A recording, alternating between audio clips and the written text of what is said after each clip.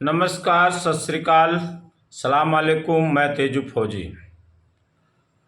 एक न्यायालय लगा हुआ है, जज साहब बैठे हुए हैं और एक वकील बहस कर रहा है। बहस के अंतिम दौर में बहस चल रही है। तभी एक सहायक वकील आता है, उनकी जेब में एक कागज़ का टुकड़ा डाल देता है। बहस समाप्त होती है और लंच का समय हो जाता है। इसके बाद जज ने बुलाकर, वो जज अंग्रेज था, अंग्रेज जज ने बुलाकर वकील साहब से पूछा कि आपकी जेब में बहस के दौरान वो सहायक वकील ने क्या डाला था। तो वकील साहब ने वो कागज़ का टुकड़ा निकाला और दिखाया कि जज साहब, मेरी पत्नी का देहांत हो गया है। जज साहब घबरा गए। उन्होंने बोला कि अभी आप यहाँ क्या कर रहे हो, आपको तो घर पे होना चाहिए।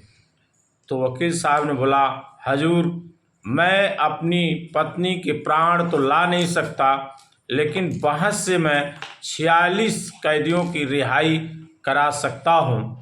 इसलिए मेरे लिए बहस इम्पॉर्टेंट है, बहस बहुत ज़रूरी है, इसलिए मैं यहाँ पर हूँ।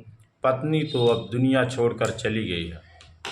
आप जानना चाहेंगे कि वकील साहब कौन थे? माननीय श्री सरदार वल्लभ भाई पटेल जी थे वो वकील। और ऐसे ही कोई लौह पुरुष नहीं बनता। समाज में देश के प्रति त्याग और बलिदान करना पड़ता है। बहुत बलिदान किए होंगे, तब उनको जाके लौह पुरुष की उपाधि मिली हुई है। वो अपना जीवन अपने परिवार के लिए जीवन नहीं जिए, बल्कि पूरे देश के लिए जीवन जिए हैं। देश के लिए बलिदान किए हैं, देश के लिए कुर्बानियाँ दिए हैं।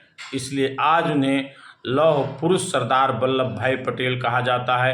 आज उनकी जयंती है। इस जयंती के उपलक्ष्य में मैं ये चाहता हूँ कि हर देश के नागरिक को ये जानकारी होनी चाहिए कि हमारे महान पुरुषों ने इस देश के लिए, जिस देश में हम लोग स्वतंत्रतापूर्वक घूम रहे हैं, स्वतंत्रतापूर्वक अपनी बात रख रहे हैं, इस देश के लिए बहुत कुछ बलिदान किए हैं। अपने परिवार का बलिदान किए हैं, अपने जो अंदर उनके क्षमता थी उसके अनुरूप वो काम किए हैं और बढ़ चढ़ के स्वतंत्रता संग्राम में हिस्सा लिए हैं। तब आज वो लौह पुरुष के नाम से जाने जाते हैं। ऐसे वीर सपूतों को मेरा बहुत बहुत सलाम, नमन, प्रणाम है। और आज उनकी जयंती पर हम सब देशवासी उनको प्रणाम नमन करते हैं।